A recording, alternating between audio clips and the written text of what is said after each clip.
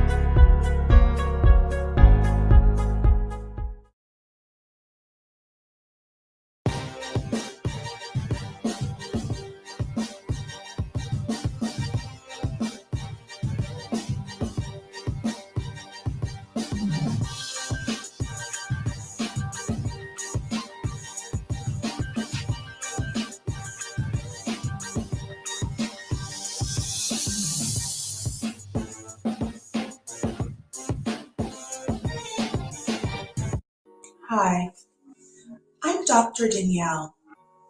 As an avid fan and member of the Black community, there are things we just don't do. Eating candy in public, being Boo Boo the Fool, and most of all, going to therapy. For legal reasons, I must disclose that in the great Black tradition of Dr. Dre and Dr. J, I am not a real doctor. But honestly, how hard could it be? Dr. Phil isn't licensed and he ships kids off to that murder ranch all the time. What do I look like, Boo Boo the Fool? As a real doctor, I'm qualified to provide you with the psychological tools you need to permanently solve any mental health crisis, according to my family. Tools like, it's just so hard to find joy lately. Sometimes I wonder if I really feel anything anymore. Have you tried fixing your rank-ass attitude? Yeah, that's what you said last week, but I really don't think that's it. It's just so hard to get out of bed sometimes. That's because you're just like your daddy, ugly ass. My friends called to check on me, but I stopped answering the phone because it's so hard to explain to anyone how I'm feeling. I'm gonna have to pray on that. Listen, I'm late for my church fish fry, so why don't you stop all that crying before I give you something to cry about? I'm increasing your prescription of ginger ale, and let's add a lighter. Now, if these amazing solutions don't immediately solve any of your mental health struggles, unfortunately, you've got a demon. And you better get that duppy the fuck up out my office. I've been Dr. Danielle. Be well.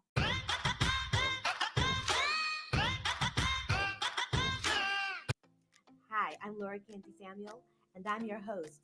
Welcome to the Goss. When it comes to news and culture, oh yeah, we have an opinion. So what's more important, your mental health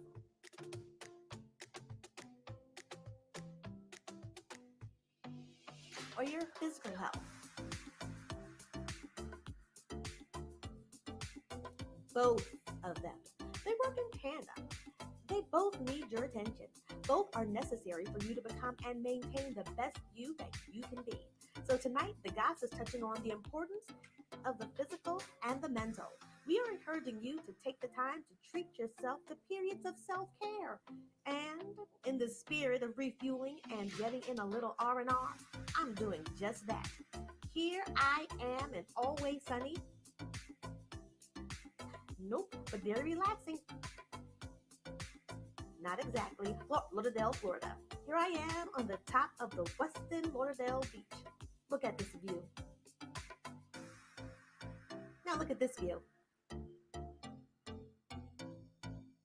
Now, look at my view. I'm feeling better already.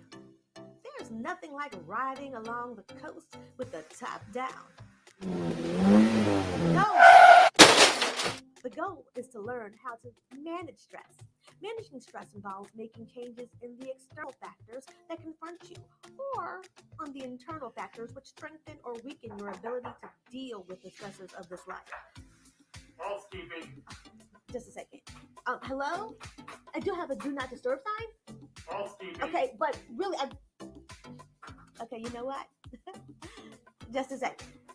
This is my vacation, so this is my vacation. Hot guys, please enjoy the show. Just a minute.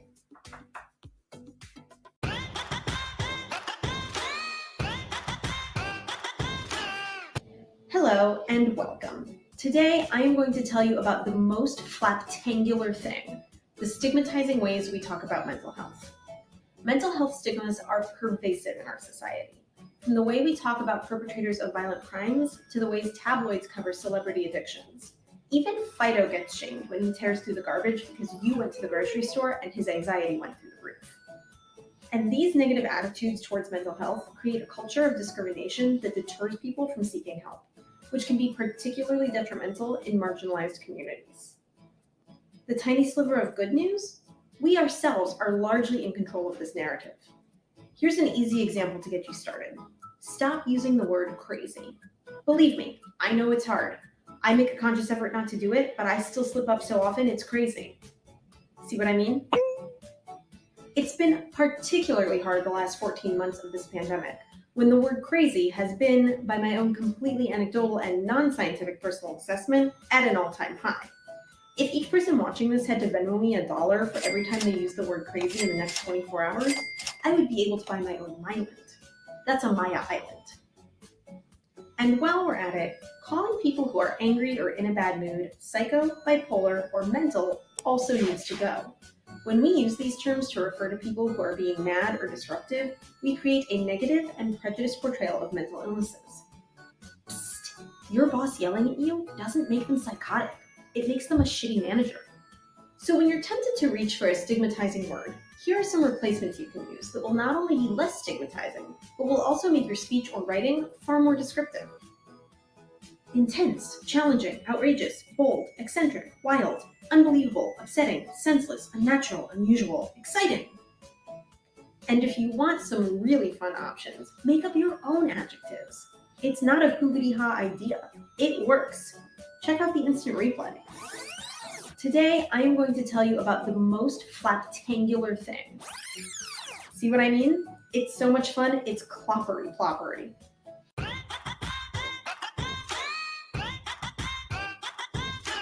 Hi, I'm Celebrity Gardener Chomsky. Every plant has needs. Flowers need more water. Cactuses need more sunlight. But what if your plant is a racist, like this evergreen tree? Yep, this evergreen refuses to grow because of my ethnicity. Now, most people don't know how to deal with the racist tree, but my process will have your evergreen evergreenier. You'll need a phone, a white friend named Adam, and racist plant food.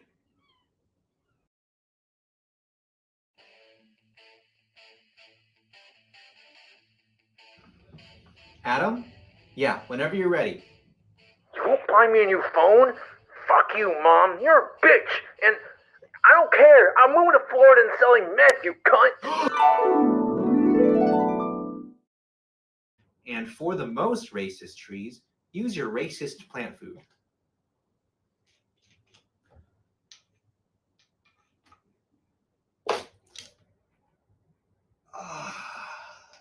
Okay, this is gonna be some trial and error. Hush, little baby, YOLO swag. 420 Elon Musk Day, bitch. Keck 4chan, Dogecoin, PogChamp, Joe Rogan's Red Pill, MMR. Yay, 2024. Keep your racist plants fresh. Use my racist plant food.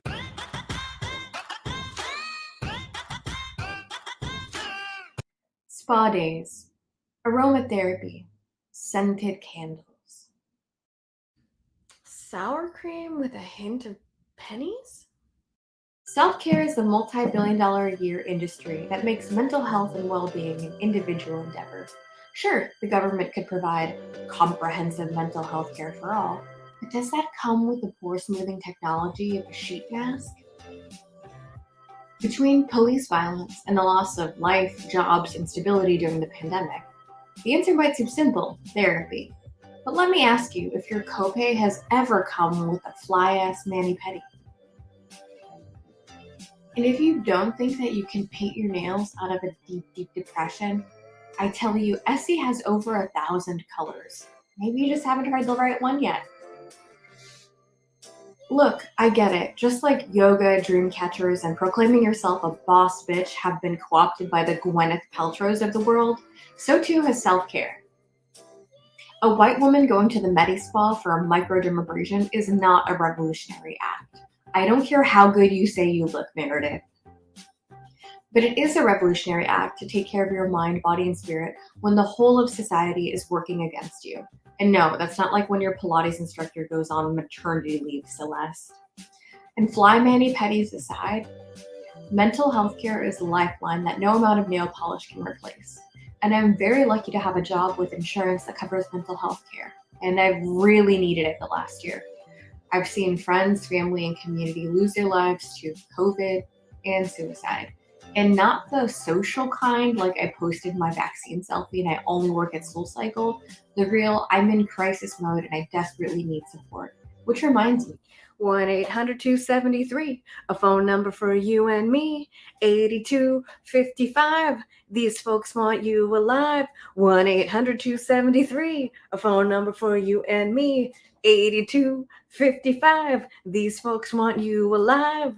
Okay, song break over. And yes, I know that wasn't very good, but if I make music too good, white people will steal it and get a Grammy for it. Besides, I'm not the guy who wrote the Selena and Barnes thing. Maybe Cars for Kids? We'll try better next time. Look, self-care has its place, but it's not enough. We've all lived through a collective trauma and need help. And I started the pandemic with post-traumatic stress disorder. Yeah, PTSD. It means that my brain has experienced so much trauma that it's rewired itself in response to triggers. You know, triggered, like when you say that you're triggered because the barista used 2% milk when you clearly asked for oat and you feel attacked. Yeah, it's exactly the same as that, Tabitha. It's exactly the same as that. Having PTSD makes me neurodivergent, like people with ADHD or on the autism spectrum disorder. Our brains are different from the typical brain out there. And if you're thinking, Dom, you have a disability and yet you still manage to do so much, how do you do it? The answer is simple. I'm better than you. What? I said I had a disability. I didn't say I wasn't an asshole. Now, if you'll excuse me, I have to go get some microdermabrasion done.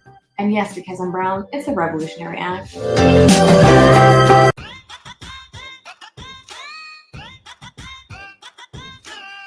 Hey friends, it's me again, Greg Cornejo from the Goss. Today we're talking about mental health. In life, there are a lot of times you need help of a professional. You clog a toilet, you call a plumber. Your car's making weird noises, you call a mechanic. 3 family members suddenly die in quick succession, you call a therapist. See, I needed somebody to talk to and covered under my plan. I like to get out of pocket, not pay out of pocket. You hear me? So I get to the office walker, no elevator. So I'm paying you and I have to walk up 2 flights of stairs. The gall. This is already not started off good. Anyway, I walk up to the 2nd floor, which looked like the set of Stranger Things. Where's the Demigorgon? Anyway, I hear laughing. I think to myself, I didn't sign up for group therapy. So I walk towards the laughter and I see a sign on the door. It said Liquid Church. What is that? Church drinking group? They're drinking that Jesus juice? Anyway, I keep on looking and I find my door. She lets me in. A very nice lady with a flowy dress. She looked like she knew about crystals, bowls, aligning chakras with a dash of sacrament. Maybe she didn't have to lie. We met religiously, once a week, every week for 6 months. She gave me a lot of exercises to do. some great insight on how to deal better with the deaths of my family members and mindful meditation to kind of center myself. We also spent quite a bit of time trying to figure out what the loud ass liquid church was laughing about. They gotta be drunk. Things were great and my guard was down. So I decided that I could talk to her about my daily life, like microaggressions, like people holding their purses close when I walk by, whether I'm wearing sweats or a suit. No, that's not true. I don't believe that. I wanted to yell at her. I wanted to give her the Ike Turner, not the real one, the Lawrence Fishburne one. But I'm alone in an office at night with a white woman. So I know. Liquid Church might come over and stomp me out for Jesus, then call the police.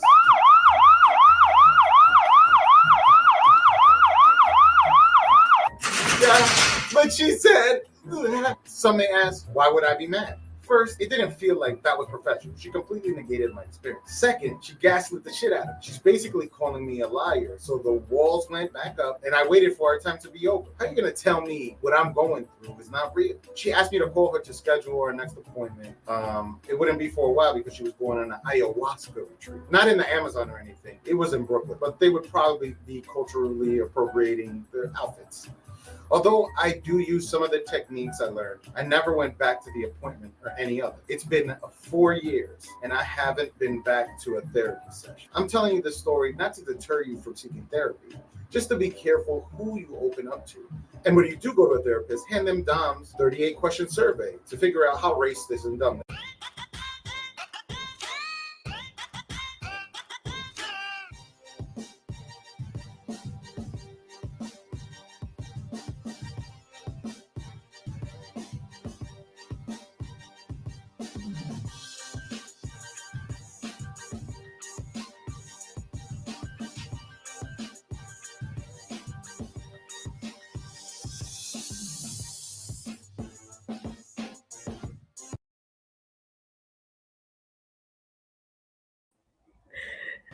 Hello.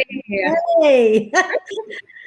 Happy Friday. Happy Friday. Look at you, you're glowing.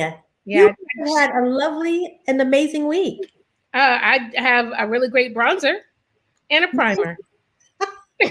And I just went and slapped that on because I had a long week and I was looking like it. And you didn't need to see that. So there you go. Thank you, Laura. You're glowing as usual in your wonderful, wonderful self. How are you today?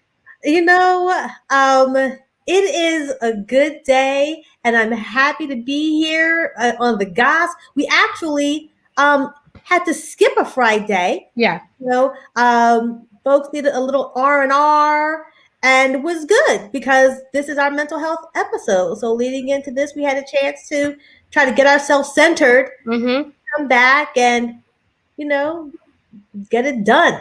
This is the time to do that. We're in spring now. We're finally thawing out over here on the East Coast. Yes. The snow is finally gone and we can enjoy the outdoors. I don't know about you though. My pollen is killing me. Yeah. My eyes are on fire all the time. And that's with eye drops and that's with nasal spray. I don't know what to do. If you have a natural solution, if you got something, please put it in the comments because it's bad. It's killing me. Yeah, I don't even have serious allergies and I'm sneezing and my eyes are burning and yeah, so it's pretty serious right now. It is. But Friday cocktails always help. Okay. See, now I know where you get your glow. There are layers to it. Yeah. There are levels. Yeah, this layer is Ciroc Peach. Yes. That's this layer. That sounds amazing. I just have a little water, you know. Just I'll come out to Brooklyn and hook you up. That's what I need. I need that. But we've had a crazy week. A lot of stuff to talk about, right? Yes. But let's bring in everybody else and get them on board and we can just talk amongst ourselves and talk for our crowd of wonderful audience members. And you guys, you just got to know my mind is like, blah.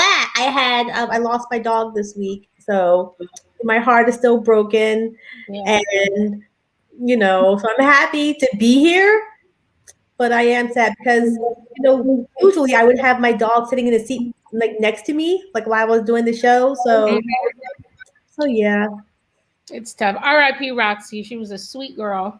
she was a sweet girl. So yeah, we definitely all feel your pain, and we're so sorry that you had that loss. And yeah, it's tough. Yeah, but here we are. Hey, Goss team, what's good? What's good? Let's do a round robin. We didn't even introduce ourselves, and I just started running my mouth and talking about how beautiful Pavar looks, and you guys look wonderful too. But I am Laura Canty Samuel, and I'm coming from Brooklyn. Hey, I'm Pavar Snipe, and I am in Fort Lee, New Jersey. I'm Dominique Nesperos, and I'm in Brooklyn, New York. I'm Michelle Chan Bennett, and I'm in Fort Greene, Brooklyn. I was waiting it out. And I'm Greg Cornell. I'm in Newark, New Jersey. That's right.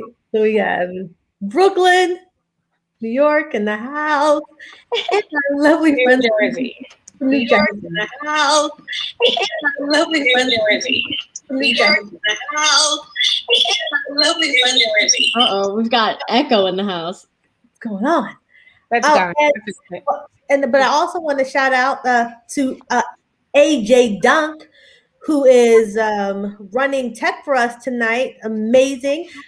We usually are here with, Will Martinez, Big Willie, but he had to take the night off. We miss him so very much, but we're so happy that AJ is here. He has a show that comes on every week. I mean, there's a couple shows. He's amazing. Pavar was on this show. Yes, I was. I was on the first episode. Yes. 2 weeks ago. So please Google AJ Dunk, all caps. Follow him, follow his shows. But let's jump into our hot goss for this week. So what's going on, guys? Did anybody watch the Oscars? Yes. No. I contributed to those low ratings. Okay, yes. I was going to say, by virtue of the fact that 4 out of 5 of us didn't watch it, it's pretty accurate what they're saying. No one is watching. Well, Michelle's watching, but no one else. No. I'm saying I contributed them as in I did not. Oh, I did not. I think Dom, you said that you watch it, right? I watched them. Yes. Okay, Dom. Damn. Okay, all right. Still, how were they, Dom? It was mostly commercials. It was like I never watched TV, so I was like, oh yeah. That's wild. How many?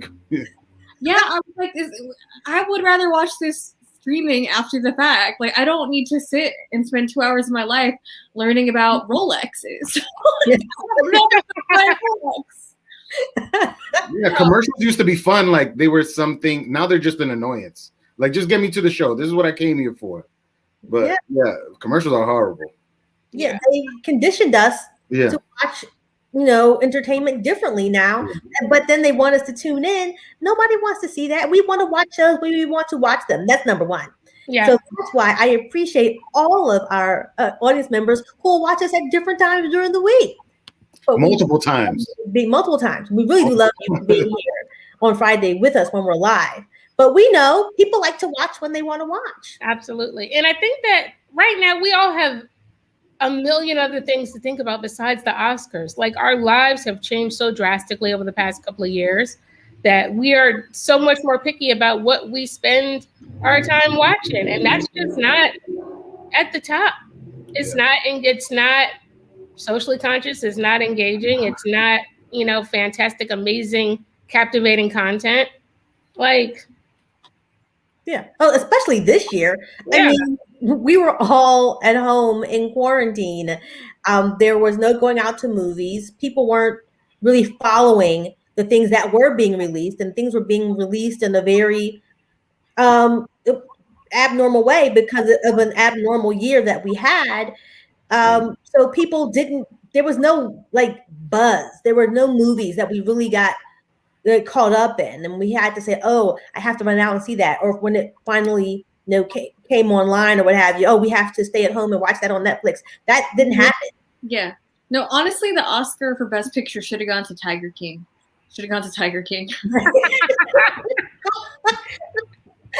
Not the right year. Not a film, but fine. Fuck it. Still should have went to Tiger King. Yes. Just saying. Just Yeah, period. I was sad that Chadwick Boseman didn't win for like best actor. The thing is, I did see that. I did. So that's one movie I did see, and his performance was phenomenal. And to know that he had stage 4 cancer while he was doing it is just mind blowing. Because even if he was not sick, the performance that he gave was amazing. Yeah. So I'm like Anthony Hopkins won for Father. I didn't see that movie, but it was about one did. Alzheimer's. No. But what was it about? What was it about? It was about dementia and Alzheimer's, wasn't it? Yeah. Yeah. But it's Anthony Hopkins. I mean, Anthony Hopkins. I mean, it's Anthony Hopkins. Who are you gonna pick? You just pick Anthony Hopkins. Yeah. Yeah. And also, I mean, of those people who did watch, many of them may be older and maybe dealing with friends who are starting to suffer with various diseases, or they may be taking care of parents. I mean, dealing with dementia and Alzheimer's is such a major, I don't want to call it a problem because it's just become, it's a challenge. That's a better way to put it. They may have it and thus voted for Anthony Hopkins instead of Chadwick Boseman. But I'm gonna go bet that they thought that Chadwick Boseman was gonna win, right? Because like nobody knows the things except for the people with the envelopes. Like I bet the producers were like, he's gonna win. It'll be like the pinnacle, like chef's kiss way to end the night, and then it was like, bah, bah, bah. Like it's like, yeah. I feel like, I mean, I thought he deserved to win. He was really, really good, obviously, but I feel like the fact that it's a play like might have thrown people off. Yeah, I feel like his monologue is like really intense and it's really long, but it's like very clearly like meant for the stage. So, and I really loved the film, but I love theater, so I was just like, this is a cool interpretation of it. I feel like film heads who are in the academy were like, what is happening? Why is he yelling in at the shoe? Yeah. Yeah. When we were watching it, I was like very aware. I was like, oh yeah, it's a play. I'm like, oh, they're not using that much cinematography. I mean, they are, but it's like these are scenes you sit with. They're not like quick cuts and heist scenes and like montage. There's no like close up on his face. He's fully using like that space, right? And like the camera's just following him, like be a stage actor. Absolutely. So I feel like some people were like, "What's happening? I didn't learn this at Tisch." When they adapted Fences, August Wilson's Fences, before that, it had a few more, it had more different scenes going in there to be a stage play adapted to a film. But this one just had us kind of just basically in that basement. Yeah. But it was awesome. It was captivating. But I didn't see Anthony Hopkins, so I can't. I didn't, so I can't either. But I will, just to reiterate, it still did feel very much like a play. And while I was watching it, I thought that it was an interesting choice to do that. And I felt as though I might have liked it to have been a little more, like a movie. Yeah. But he was amazing. Yeah, it's like a movie. Like I feel like I liked it because I watch movies because I like watching actors act. Right. And so like I was like, keep it coming the whole time. I was like, this rules. But I feel like for movie people, you know what I mean? It didn't hit as hard. Yeah. It doesn't as much use the visual language of film as it does like the language of acting. But Dating with Reptar says play versus movie is too metaphoric for some people. And I think that's true. Like I think a lot of folks who are used to going to like flashy shoot 'em up bang bang car chase movies are not the same audience of like August Wilson's. Yeah. But that doesn't necessarily when we the Father one, those were, it'll be interesting because I do want to go ahead and watch it now. I guess I do.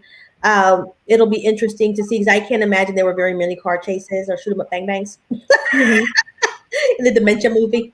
I don't know. I mean, I do have a friend whose mother they be wilding sometimes. Tried to shoot somebody because she tried to shoot her husband. Okay, I thought you were gonna say Uber driver for a second. I thought her husband, because she had dementia and she thought he was somebody else, and Actually, she did shoot him, and she went to jail. The whole thing.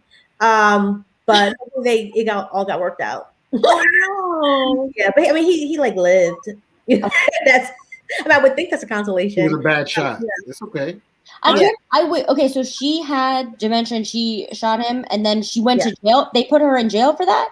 Yes, I don't know how long she was in there, but one of the topics we can briefly touch on it. There was a 70-year-old woman who was arrested by the police who had dementia, tackled to the ground, and she was really she had walked out of the store without paying, and then she was like on the side of the road, I think watering flowers. Oh no, she was picking wildflowers. Oh, okay. And like 2 police officers tackled her and kind of beat her for picking up flowers. For picking flowers, and I guess she didn't. She wasn't quick on the, like agreeing with what was happening to her because she was a 73-year-old with dementia. First of all, 73-year-olds are not going to agree with very much. Okay, let's start right there. It's like, what are you opening argument in court? Who was she being aggressive against? Like what? The flower? You're really protecting flowers like that? Then I mean. Should you work for the Parks Department instead of be a police officer? I mean, what's happening here? It's out of hand. Speaking of disagreement, there is some hot goss going on in the comments section with some folks who are pro giving Baby Driver an Oscar as Best Supporting Bang Bang, and those who think that hot take, Baby Driver isn't Oscar worthy. Just saying. I enjoyed Baby Driver. I did. I enjoyed Baby Driver. Oh, you enjoyed it. You enjoyed it. I'm with the comment section. I enjoyed Baby Driver. I didn't see Baby Driver. It's a lot of stuff I haven't seen. Yes. I think I agree with Dating with Reptar and that I don't think it's Oscar worthy. I didn't like it, but that's also just I don't like cars.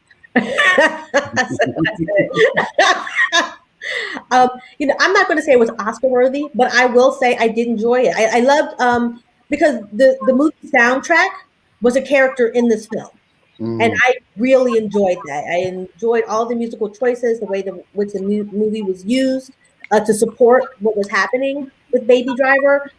I thought it was fun, and I loved it. So there. Okay. Laura's a big Kevin Spacey fan, so she was really into Baby Driver. Oh yeah, yes.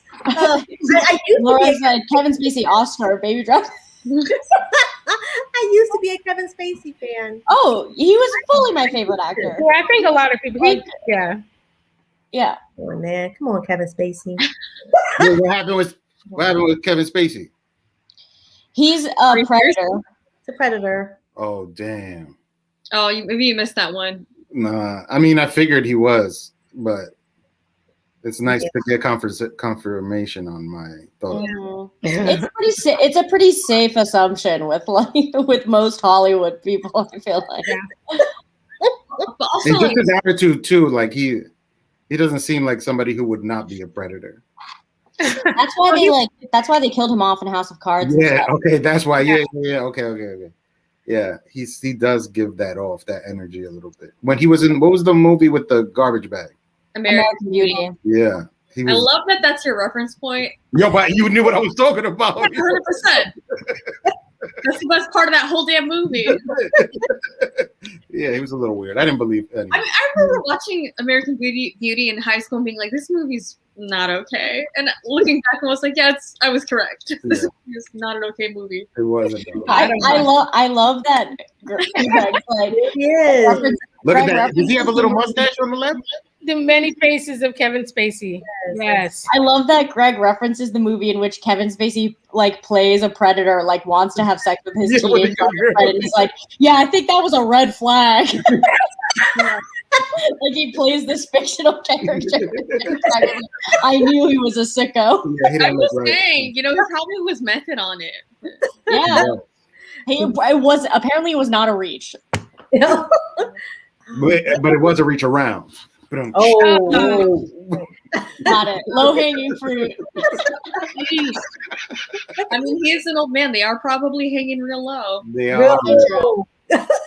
Hey, I actually, speaking of hot goss, I've got some hot goss, and I just really kind of want to see where you guys fall on the stand of dating an ex or going back to an ex. All of everybody's in a committed relationship, I believe, so it's not necessarily going to be about us. But if you were single, would you do this? So, as you guys know, Jennifer Lopez and Alex Rodriguez have broken up after being together for a few years. Mm-hmm. And guess who she has been seen spotted with and has been going to her house quite a few times just since the breakup happened? Oh, I know. Ben Affleck. Huge. Really? Ben Affleck. You got that Batman body. Yeah. Now, as we all know, Jennifer Lopez and Ben Affleck were a huge tabloid couple back in the early 2000s. They were dubbed Bennifer, and it was Jennifer and Ben all over the place, to the point where they actually ended a relationship because they just were getting too much media tabloid heat, and it was too much of them being followed around. They said, we can't go on like this anymore. But yeah, he has been spotted in and out of her Bel Air mansion quite a few times since the breakup, of which really that breakup just happened. So question, have you ever gone back to an ex before you were in your marriage, your relationship? Would you ever go back to an ex? Where do you guys stand on that? An ex is an ex for a reason. I mean, I guess you could kind of be in love with somebody but most of my relationships end in a fiery flame of hatred and loathing. So there's no reason to go back to that. I love that energy. Because there's going to be a fiery flame of hatred. That's it. The bomb went off and that was it. We could be friends, shaking hands, but anything past that, everybody's going to bring up old stuff or problems or this and that. Is done. Bye. Okay, I am going to say, of course he's coming back to her. Like, J-Lo is up here and Ben Affleck is like here, What's he been up to? He hasn't done a Super Bowl? Of course he's still like on J-Lo. He even learned Spanish. J-Lo, right? He probably knows more Spanish than J-Lo. Well, you know what? Here's the other thing. He recently did an interview. I want to say with GQ magazine. It was Ben Affleck and another one of her exes. I can't remember which one it is. If you know, please put it in the chat. But he just did an interview where they were talking about J-Lo and the relationship with her and, what it was like as a couple and, what they thought about her. So apparently he said some really nice things and I guess she didn't forget it. Wow. And so she circled back. Okay. Well, you said that the reason that they split ways was primarily because of the pressure from the media. Outside pressures pull them apart. So it sounds like perhaps they have unfinished business. If it wasn't a matter of them just despising each other, or just succumbing to, the outside pressures, they may still have some unresolved emotions, or they still may be close, at least, close enough for her to lay her head on his shoulder and, Well, according to resources, they're still very close friends, and they always have been. I mean, do you remember they were everywhere. Remember he bought her that pink diamond ring, and everybody was like, wanting to get one similar, but it was, $25 version, and it was like I think it was like $1 million ring that he bought her. Yeah, they got money. They got money. Yeah, she's got one. Somebody said she got like enough rings, like enough engagement rings to make an infinity. Yeah. That's very funny.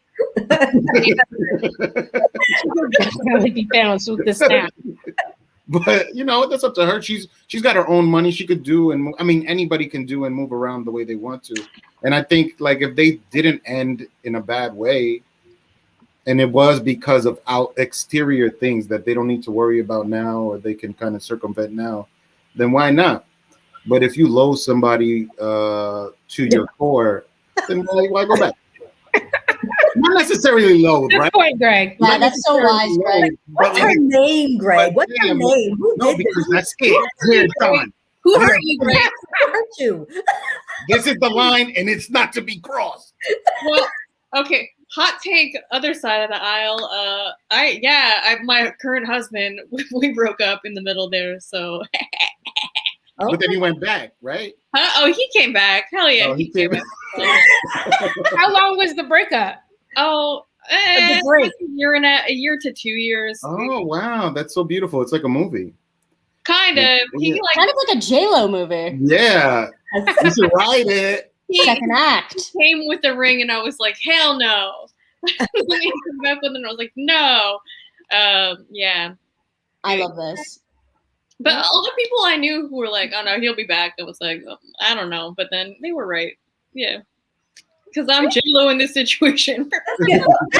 I mean, that's for sure. I also got famous by stealing Ashanti's tracks. So Yeah, that's it. Ashanti. Well, my hot goss is that I'm actually technically single. So. Oh, no, it's fine.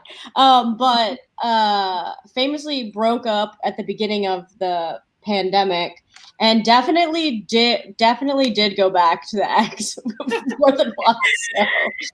So, we're neighbors, so I think that's convenient. But it's a pandemic. Your neighbors yes, you already know what you got. Yeah, it was also like we're friends still. Like I don't.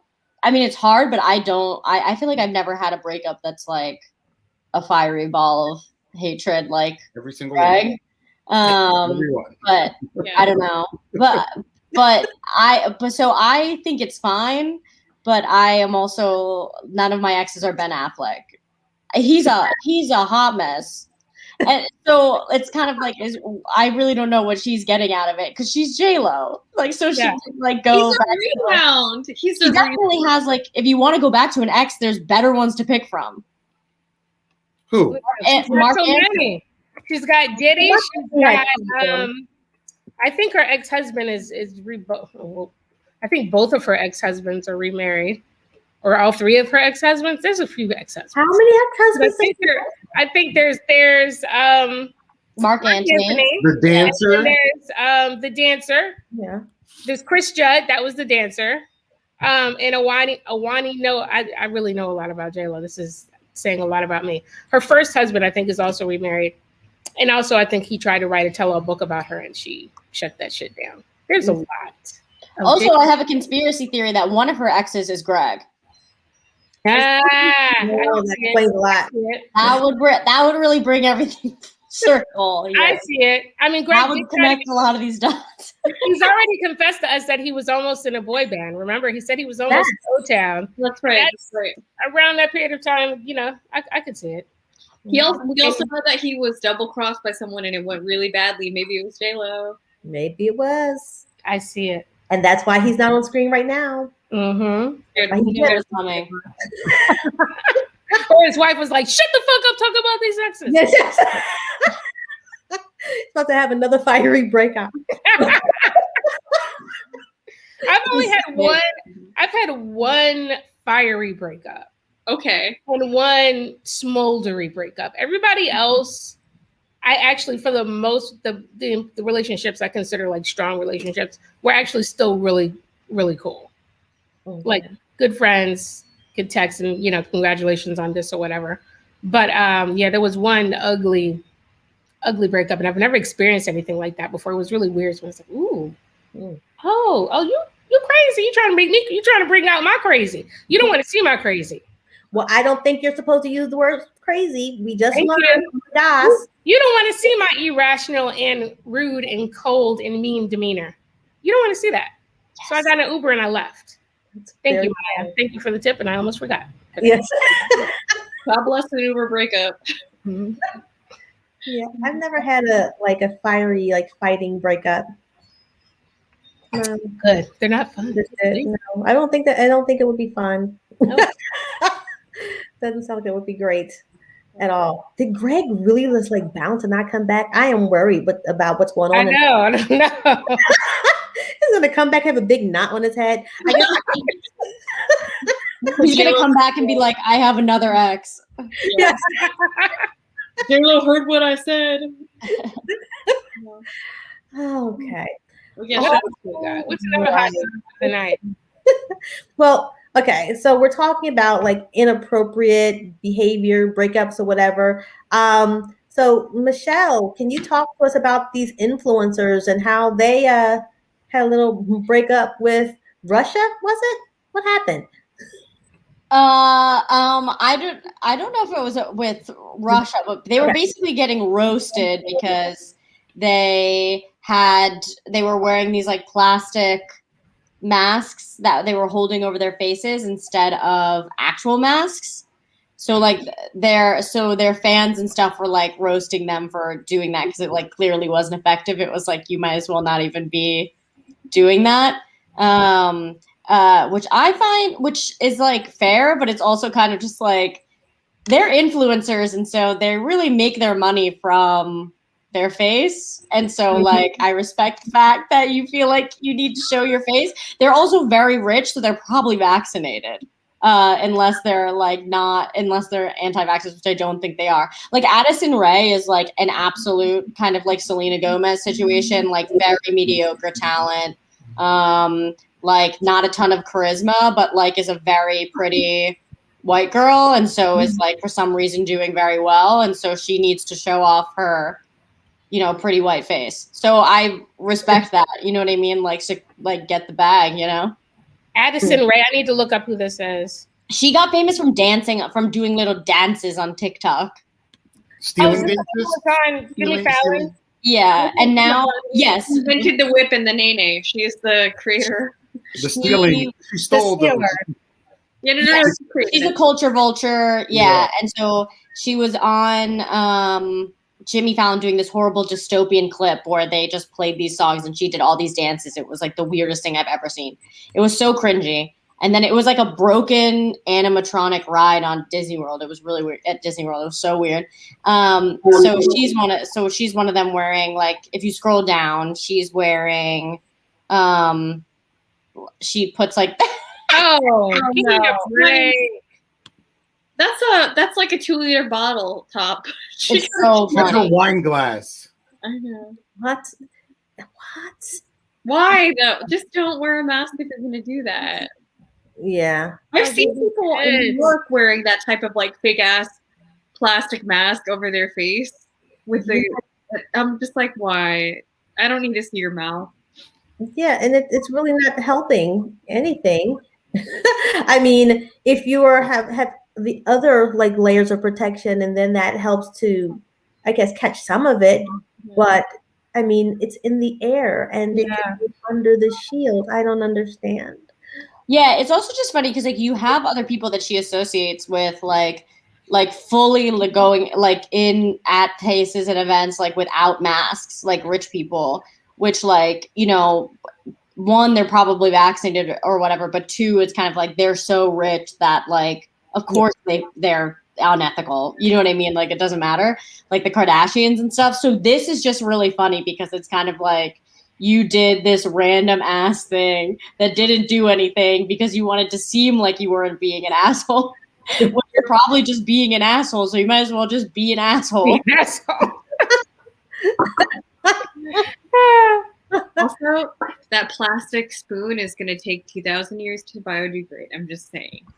It's so funny. Also, she like this brings me back because this is like a thing that you put on when you're hairspraying your hair, right? And to cover your face and stuff. So it's really funny because she's like a dancer, so it really brings me back to like dance competitions. And she definitely saw this, and like she and her mom were like, "Oh my god, this will work as a mask." Oh, we got some video where she'll get some. We're like, why don't you use one of those things that we use when we're doing your makeup? You say you're obsessed with this is her song, by the way. I took a second and I the dirty glass panel.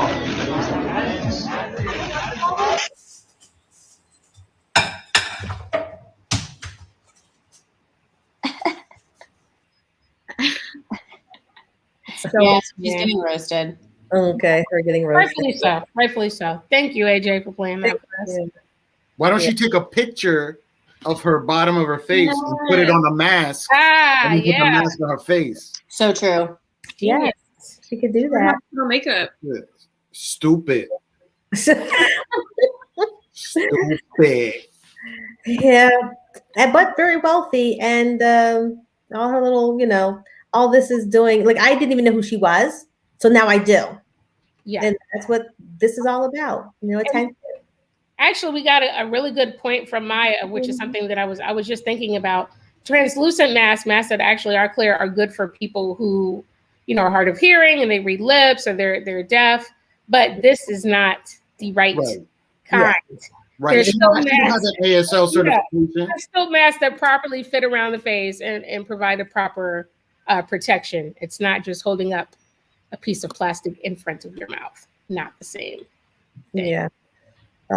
Proper protection is important. And it's good when we have things that can facilitate whatever discipline we're in. And I'm really trying to make a segue right now. I'm trying to segue to Dom with protection and, something with helmets and shoulder pads and the right type of protection for the right discipline. Okay, strap yourself in because it's sports season. So, sports has I don't know what that was. For sports, right? You have like basketball and baseball, and then there's the NFL, which we all know stands for the National Football League. So they had their draft for 2021, which is, I believe, how they pick teams. And AJ, I shared a little thing if you want to put that up. So they did their draft picks, right? And one, we have Jacksonville, Trevor Lawrence, Coob Clemenson was first round, I guess. And then we got NY Zach Wilson, Coob BYU. I don't know what these letters mean. That's the college. That's the college. BYU, the college he went to. QBs for quarterback. Agree to disagree, Greg. So they like, right? Okay, so the teams and the players, they get them from other teams. No, okay. So these people are coming out of college. Let me finish my segment. Okay, I'm sorry. Thank you. Okay. So, right, then the Jets. That's right. That's a local team. They got a Coob from BYU, and then another. What's a Coob? Can we scroll down some more? Because there's the other ones like Atlanta got Kyle Pitts. Hey, Florida. Tight end. I'm not sure on that one, Greg. I don't. What is it, Tay? It's Kyle Pitts. Tay Florida. Greg. Tay?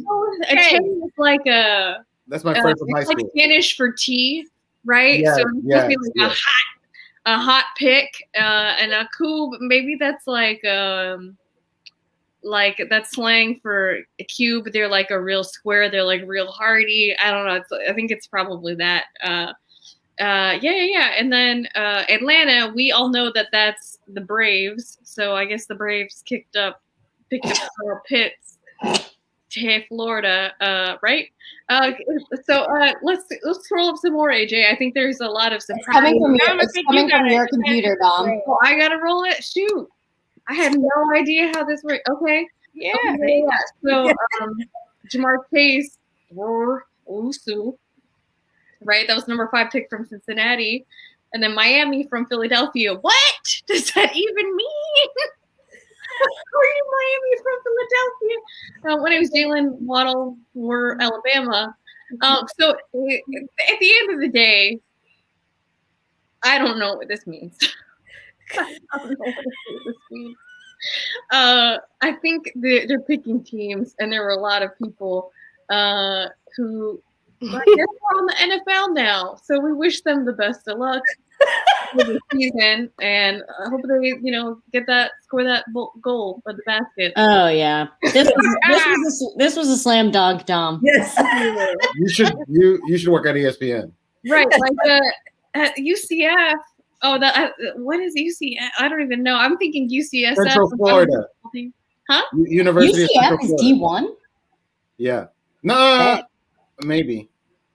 Yeah, no. Yes. That's another term. Dom? Dom, what does D1 mean? Oh, shit. Right.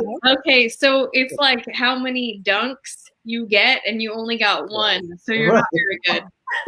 Okay. Not very good. All right, she got it. Thank you, Dom. No tricking you. Correct. Put you on Jeopardy. I'm sorry. So Godspeed to all of them. I hope some of these featherweights make it Yes. all the way. By Yeah, these 26 skinny kilometers. little men, these skinny little scrawny little men. Yeah. Did you guys read the story about like one of the coaches who was picking a player, and because they hadn't seen people play this year, he was using other like methods like rock paper scissors and That's a hell of a way to love pick that. somebody that you're going to be paying millions of dollars to. I wish I would have that chance at a future job position.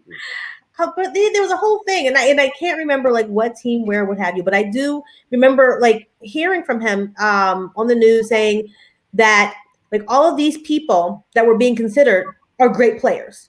There's not someone who's a bad player. So for him, it was a matter of picking people or someone who he knew would be super competitive. He says, and someone who's competitive is going to be competitive in all things, whether you're playing rock, paper, scissors, or you're arm wrestling or what have you, and just or asking them questions, and he would, like quiz them, and however they came back with the answer, he could tell if they were quick on their feet, if they were a thinker, if they were, someone who could get along with people. And so he really took into consideration other elements about someone's personality, but all of it still looking at the competitive streak that the person may have in judging whether or not he should be looking to put them on his team.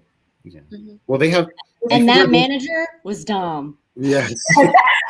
Thank you. Secrets out of the bag. I am a part owner in the Atlanta Braves football franchise. Atlanta Braves football. Yes, extremely familiar with the franchise. But they have a combine, so they have like which is crazy weird to me. It's just combines are those things that you use in the field. Yes, to show how strong and fast and like it feels very auctiony to me, and I don't enjoy it because they've already seen them play during college, but they do that stuff to see how good they are or how fast they can run. I thought that was like an old school whore. Not the same thing. The combine? Combine. Not Concubine. Concubine. Oh, okay. Got it. I think a combine in farm equipment is something that like the wheat. I think so. I think that sounds right to me. Okay. Yeah. Yeah. I don't know anything about sports. I don't even want to break it to you. Wow, but you said it with such confidence. It's amazing. Apparently, there are some actual sports fans in the comment section. Going off. They're going. Yeah. Full lectures happening. Yeah. People explaining sports to me right now. So people. I truly do not care about sports. I'm so sorry. I just like. I don't know. I love this. I love you making people really angry by doing by very clearly satirically covering sports. I was looking for a take. I don't know, 50 kids just got put into a shoot towards CTE, and we're all. Yeah, I was just gonna say one-way ticket to concussed. Yeah. I've heard people say like they'd rather take the chance for 4 years because they already probably have CTE. By this time, after high school and college, they probably already have CTE. So they're like, all right, I might as well just make money. I'm not saying it's okay to have CTE, but I guess some of their thoughts behind it is like, I'm already here. I've been working so hard to get here. Yeah, if you've worked your whole life for something and you feel like it's your your chance, you know what I mean? Some people might be in situations where it's just like their community's chance. Like, yeah. Okay, what do I not know? What is CTE? What are you talking about? I don't know the full name of it. It's from consistent like trauma to your head. It can cause it's brain damage. So it's like cause erratic behavior and stuff. They think Aaron Hernandez had it, the Patriot who like murdered a bunch of people. Mm-hmm, mm-hmm. It's called chronic traumatic encephalopathy, which is basically like you've had so many concussions and like damage to your brain that it changes your functionality, like the way you neurologically function, which would be like they would be neurodivergent. But I think it's also probably, you know how there are like stereotypes that have a grain of truth. So like the dumb jock stereotype, like it could very well be that it's like you had young men just like getting hit in the head. Yes, that's exactly. You're exactly right. It's because it's like consistent, and they're just like walk it off. It wasn't like, oh, let's put ice on your brain to stop the swelling. That might be happening there. They're like, let's walk it off. They pat you on the back, you throw up, and then you get back on the field. Like toxic masculinity. Come on. Yeah. Like there's a serious question to be had about children who are still playing football, because a lot of families, underserved, underprivileged families, they do look towards sports as a way, for their children to get out. And if, I don't want to like sit here and say people shouldn't play like football or what have you, but I think there has to be a way to manage it a bit better, so we're not putting children, like little children, in harm's way. And I know a lot of like, well, not a lot, but I've heard that some middle class families are kind of veering away and sending their children in various routes other than football. But then, of course, there are a lot of families who are still like football all the way. And, a lot of these towns, that's, Friday Night Lights. It's all about football. Yeah. Especially in the South, that's a whole, like, in Florida, too. Florida's a huge football state. Yeah. That's what these people have to get out of these bad situations, or give the one kid, Pitt, I forget what college he went to, but his family's from Liberia. And, he went to discuss with the reporter after he got drafted. He was like, yeah, my mom's never going to have to work again. And then the mother, she started crying because, you sacrifice so much for your kids to do this. That's real. I can just say, like, in terms of solution, easy solve, flag football, touch football. Like, it works for kids. What if the NFL just had little, the little tags you pull and that's it, no tackles? Like, that would be great. But there's so many people that can't do what these extreme athletes can do. They want to see the most vicious part. Yeah. Because they can't it's do like it. gladiators. Like, because they can't do it. They don't know how to do it. Yeah. Yeah. I mean, it's basically the same as MMA, at least when they're just honest about what you're there to do. Yeah. Like, If But you guys were to be an athlete, and which sport would you guys pick? What do you mean? I'm an athlete. All around the castle. If I could do anything. Okay, decathlon for Greg. Probably I would have loved to have been able to be a gymnast. Iconic. Track all day. Flojo, come on. All right. Track stars' bodies are insane. I would absolutely want to be a track star. In childhood, I would have said figure skating. Yeah. I think now I would go with boxing. Yeah, I would honestly, I would like to be a judoka or whatever. See, like as an adult person, like I'd love to be able to run track, and I'd love to be able to, judo. But if I'm thinking about it from, like my childhood mind, like I would have loved to have been able to, I think, do gymnastics. But as an adult person, I'd love to be, like a long distance runner. I'd love to be able to run like 26 miles. It's not happening today, but I would love to be able to do that. That takes a lot of work. AJ, our producer, said golf. Great choice. I'm with you. That's smart. That's smart. Very low CTE risk, but high car accident risk. Yeah. You might have a golf club come flying at your windshield, maybe. That's true. Michelle, what was yours?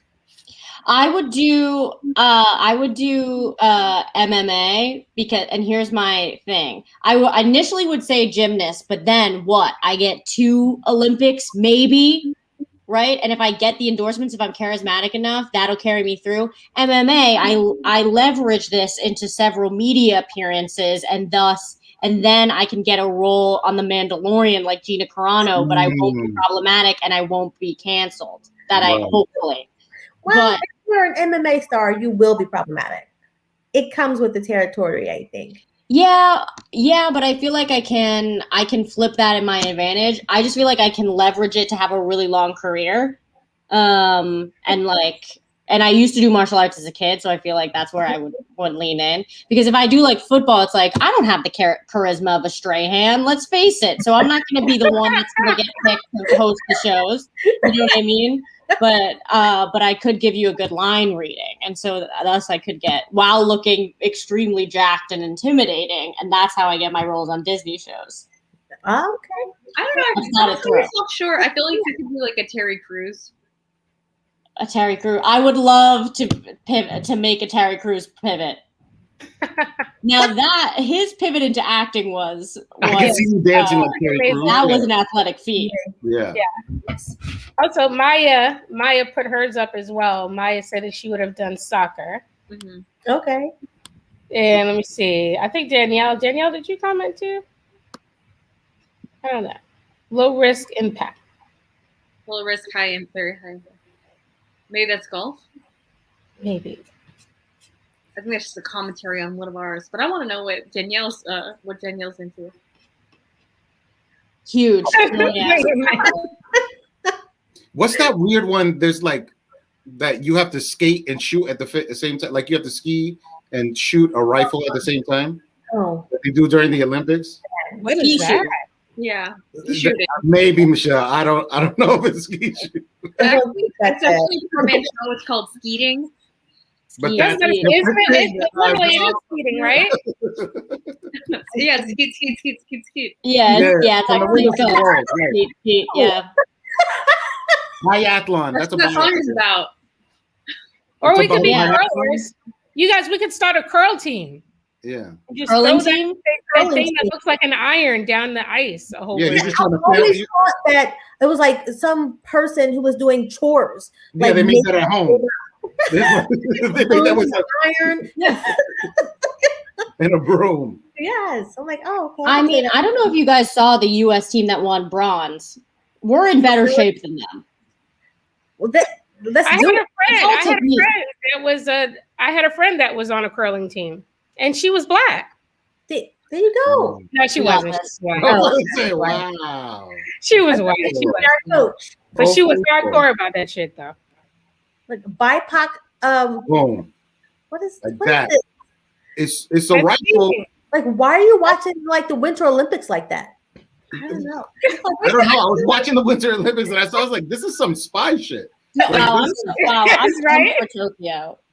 What they did is they took whatever the Swiss people had to do or the Swedish people had to do to fight the Nazis, and they turned it into a sport.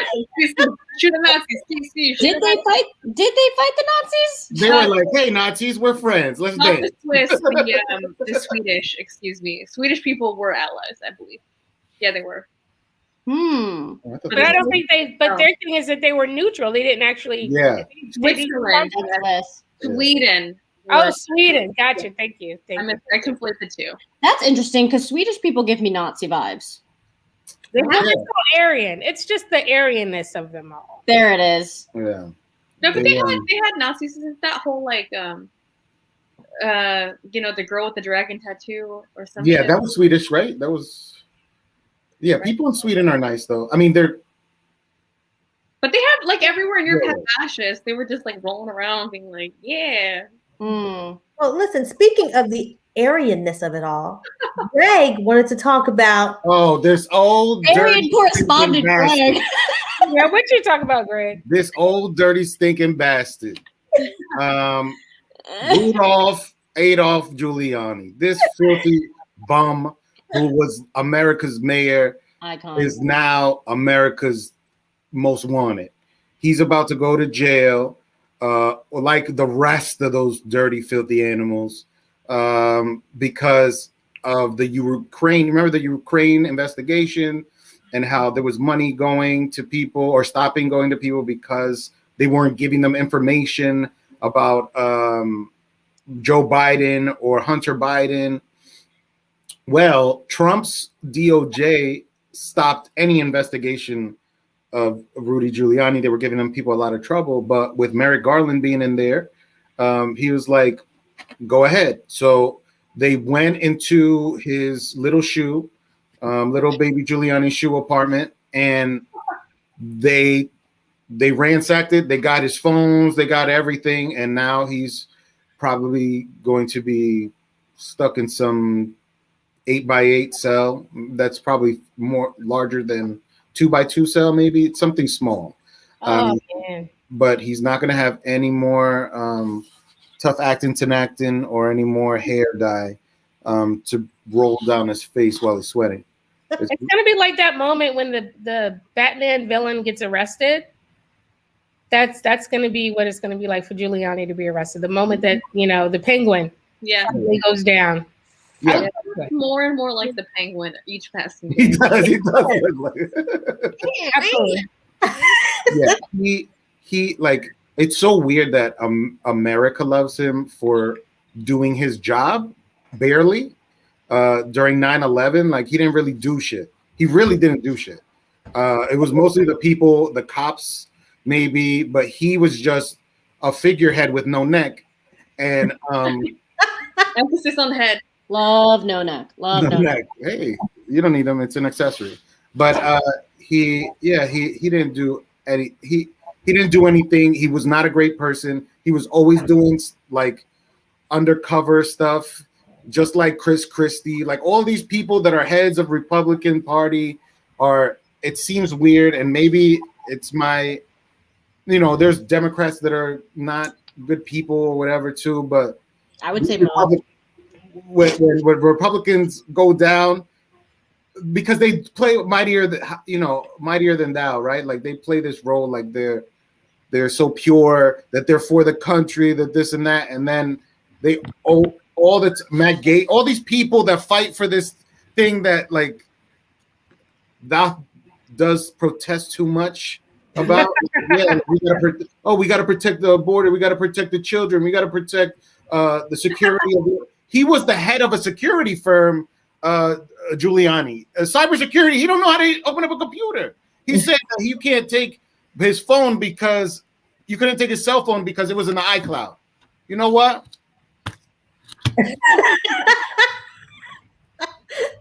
He's stupid. And then he was the head of a cybersecurity firm? Come on, man. Get out of here. So cybersecurity is throwing stuff at the It is. It's like that. Stop. His version of cybersecurity is he dumps his phone in the toilet when the feds. Yeah. I love that. Yeah. I hope I don't know what charges. It would be so great if they got him on RICO charges, because that was like when he was attorney general, he like created RICO to get rid of the mob and in the city, right? Yes. Oh, and they still use that a lot against people of color, right? Yeah. Products or oh, there we go.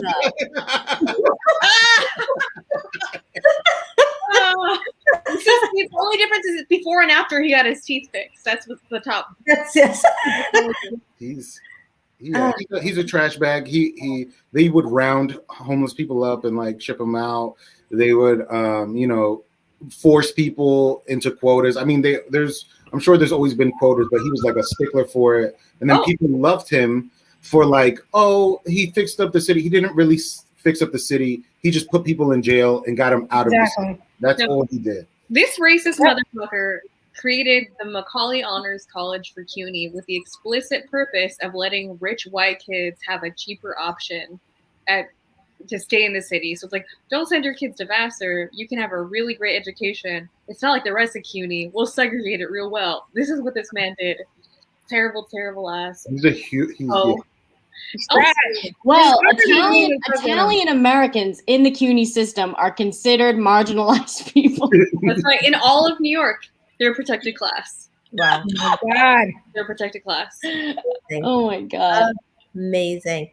The thing I'm looking forward to is to see what kind of deal he tries to make, and if he's going to try to throw Trump under the bus. He's a coward. He's going to flip. Oh, yeah. Unless he's delusional that Trump is going to be president. Now, they always move the goalposts. It's always like, oh, it was January 6th. Then it was February something. Now it's March something. Then it's not, now that it's April, maybe in July something big's gonna happen. Come on, man. Your father's not coming to visit you. That's it.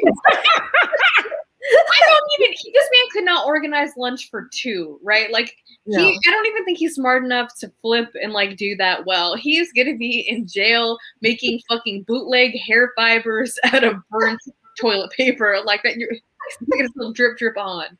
Question is, are they gonna Epstein him?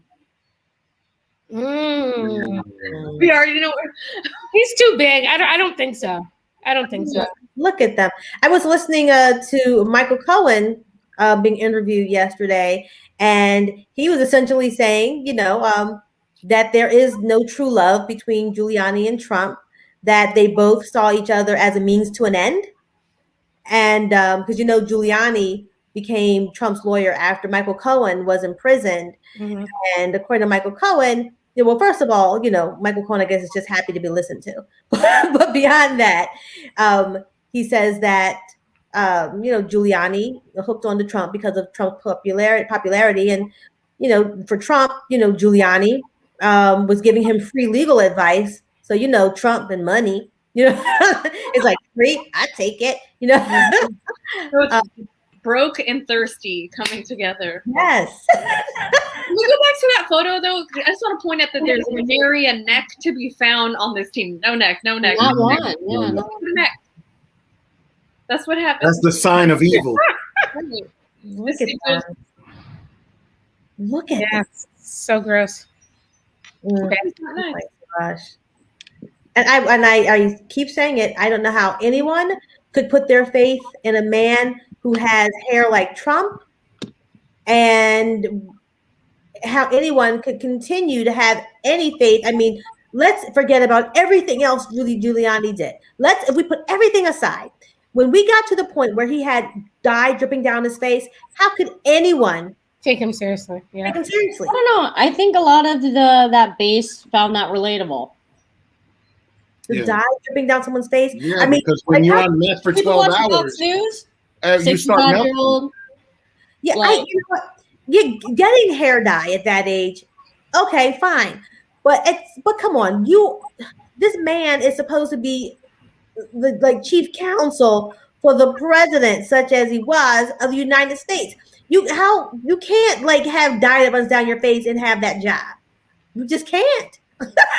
You just also the guy, right? This is the legal team that brought you Whole Foods bag lawyer, right? The guy who showed up with his his what was it? Not treason. Yeah, it was the whole sedition impeachment shit with his fucking Key Foods bag full of legal brief, right? It's not the top notch. He was peeling deli meat off of his folders. I know, right? Celino and Barnes turned them down, right?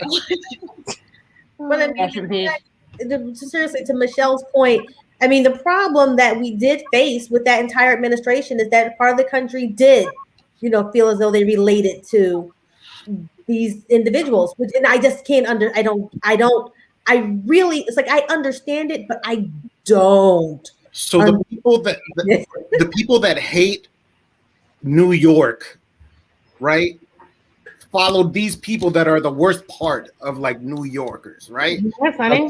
People that abuse, take advantage of people. They try to be slick, the slick New Yorker that destroys things and just wants to make money and is money hungry. That's those two. Yes. And those are their leaders now. It doesn't. It never made any sense to me. No. Yeah, there we go. Look at it. Look at that. Look at that. That's about 2 grams of meth right there. You know what that is, though? It's not even the hair dye. It's hair fibers or hair powder. He didn't even have time to get his dye updated. So it's like a makeup artist do this. They'll just the spray. You ever remember that spray? They spray or hair. Sometimes they just have a powder they dab on, or they spray on these fibers, and he just sweated it out his whole shit. Yeah, that's cocaine eyes or something. That's a lot going on. Yeah.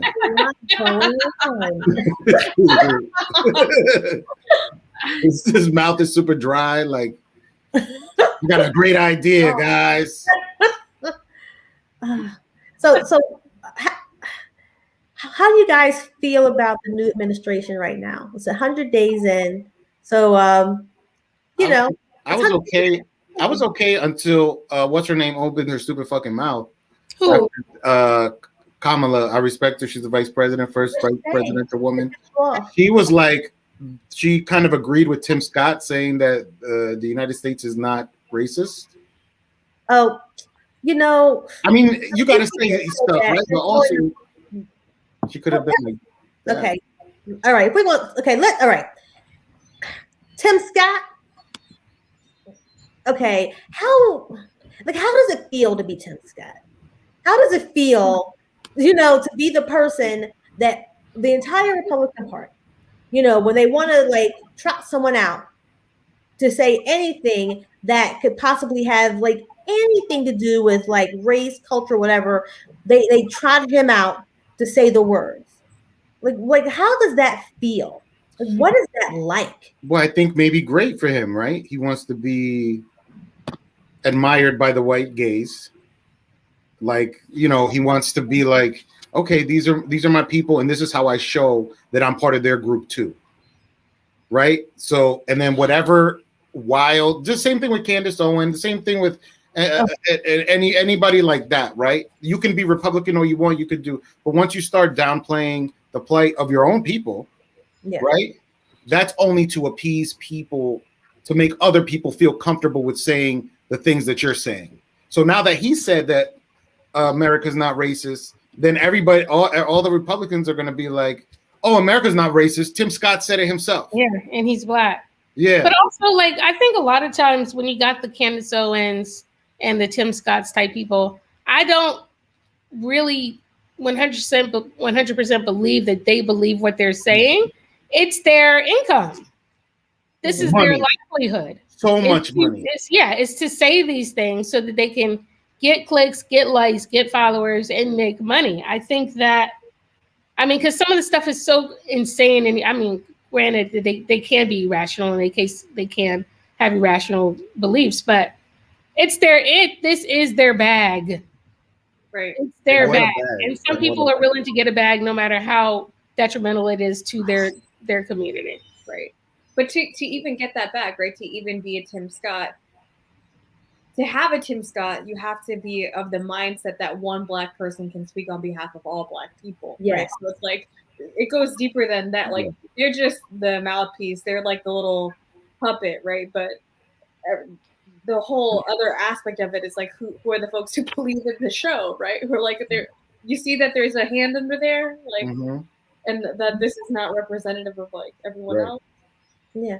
They keep picking one. Like, some years ago, like when Michael Steele was the chairperson for the Republican Party, and they threw him under the bus quick fast. Yeah, now he's out of favor. Yeah. Yeah. But now he feels as though he can speak out against the Republican Party. But I'm like, but you were their mouthpiece, my dude. I guess you're trying to make up for lost time. Right. Trying to like be right now and righteous, but you were that token brown black person who did their bidding. Mm-hmm. He was you said the head, right? He was the head of the Republican Party, like committee, right? Yeah. Something like that. Yeah. Now he's trying to backpedal now. Yeah. Right. Then they had was it Bobby Jindal, and then they they guess threw him away. Yeah, I don't even know what happened. I guess he didn't do everything they wanted him to do, I guess. Well, they got D'Souza, right? Dinesh D'Souza, who makes the movies, so they don't need another Southeast Asian gentleman or Indian gentleman. When Bobby Jindal put up that, did you see that portrait that he had painted of himself and his family? No. And he was so whitewashed. I was like, oh, Bobby. Oh. Also, he lost his re-election, I thought, right? Yeah. Oh my God. Should have. I do remember when he announced his run for presidency, and it was weird because he did it. It feels like it was like in his backyard or something like that, and his family was there, and they were just looking at him like he was crazy. Like, why are you doing this? they hadn't even had a conversation. Yeah. Kids, I have a surprise for you. I thought we were taking Easter pictures. Terrible. What? Yikes. What? Yeah. Yeah. Yeah. Is that Sammy Sosa? He took the same that portrait. He said, I'm Black Irish. That's what he said. That's the same thing. I'm Yeah. from Dublin. My family's from Dublin. I'm pretty sure that guy is the character on Mad Men on the left. He looks like yo, chill. That's how he sees himself. Yeah, yeah. Weird. If you don't know, if anybody's watching, they don't know. Bobby Jindal is the former governor of Louisiana, by the way. So there you go. That is amazing. Yeah, that's what he had up in his office. All right, there it is. Everybody for that. That would be like if I got a portrait done and it came out like Taylor Swift. No. We say, oh, Tom. Tom. Yeah, that's something.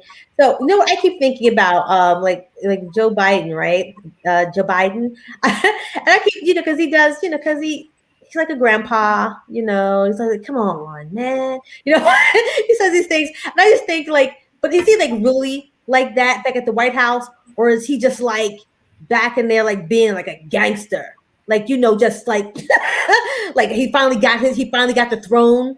You know what I mean? Because he's been after this seat for many years, yeah. And now is he just like in there like making gangster moves and just like threatening people? Is he or is he still like, is he there like, I just want to Diet Coke.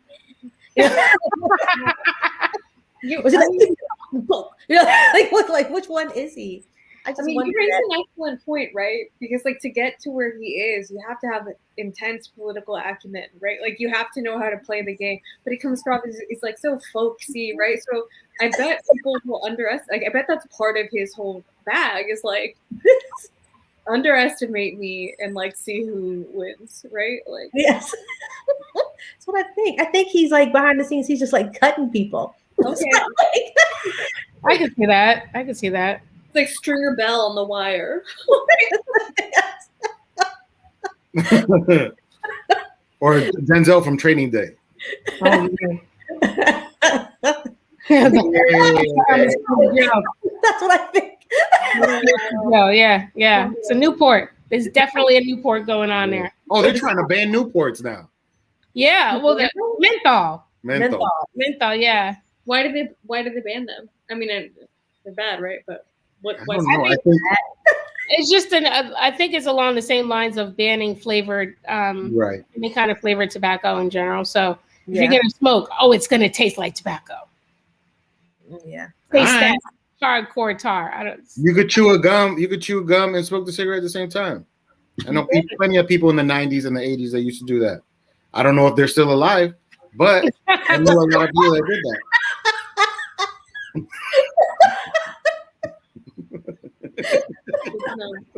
And that is called a hack. Yeah. Life hacks. Smoking. Yeah. Mint, a double mint in a parliament. That's it. Just in case you ever thought I was cool and you want to make sure that you know that I am not, when I was in high school, I was part of a group that did anti-tobacco entertainment. Entertainment? What's that? This is like an anti-tobacco improv group or something. Embarrassing. Anti-tobacco improv? What do you mean? No, we did anti-tobacco sketches. No, you did skits in front of classrooms. That's what you did. Yeah. Okay, Michelle with the fucking. You're right. Put me on blast. We did skits for kids about not smoking, but it gets worse because our name was Tobacco Use Prevention Education, or TUPE. What grade was this in? How old were you? I was old enough. What's that? How old is old enough? She's doing it right now. This is her pandemic. But you were still J Dubs, though, right? I'm sorry. You were still J Dubs, though, right? That's why. Oh my God, Michelle is dead. Michelle. So wait, can I reenact? Can I reenact what I think one of the skits look like? Please, I would love to. Go ahead. Mom, Dad, you're not smoking in bed, are you? That can cause you to fall asleep, and a cigarette might burn down our house. Oh, that's actually a step above. It was like this. It was like, hey, I'm formaldehyde, and I cause cancer. Hey, I'm urea. You find me in cat urine. That's better. I love it. God, I want a cigarette. Wait, hold on. Did you do assemblies? Was it assemblies or was it like per class? It was like, I don't know. I blocked that out of my mind. I think it was like all of the sixth graders at a time. All of the sixth grade. I think I was stealing cigarettes from my mom's in sixth grade. Wow. Oh my gosh. And thanks to Toupee, 60% of that school smoked cigarettes. I don't want to be like these lame ass versions. Yeah. Pass me the cigarettes. I'm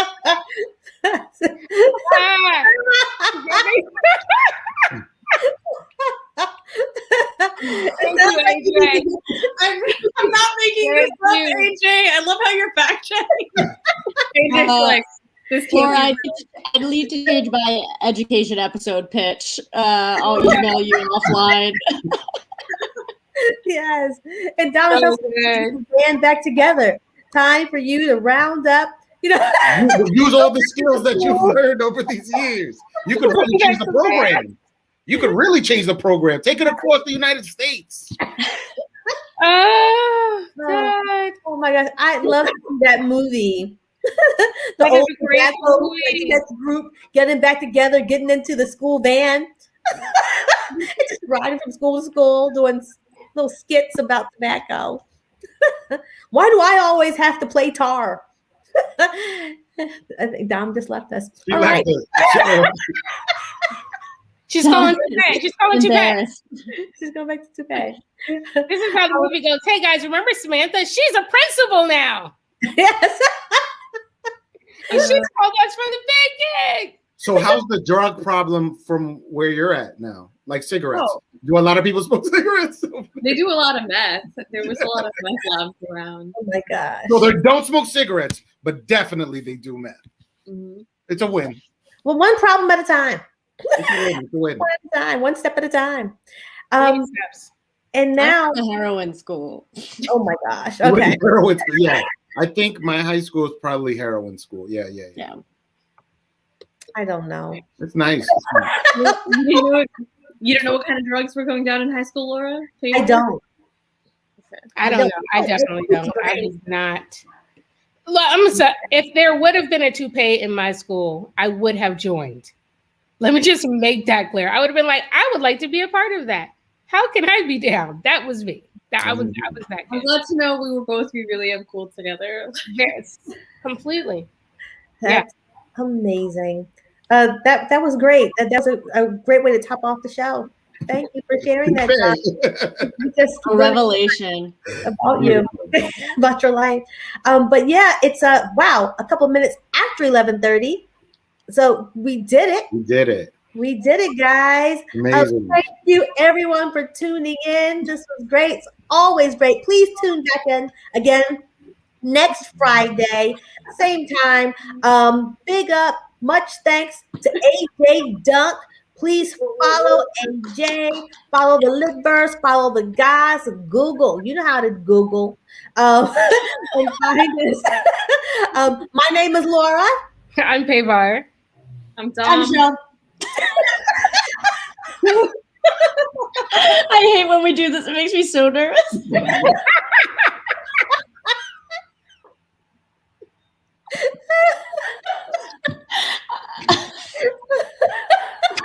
like that improv room when you have to say you have to get to 20 and not go over it. That's what it's like. I'm Michelle. And everybody went? All right, and I'm Greg. Have a good night. Good night. See you next week. Bye. Bye, guys. Bye.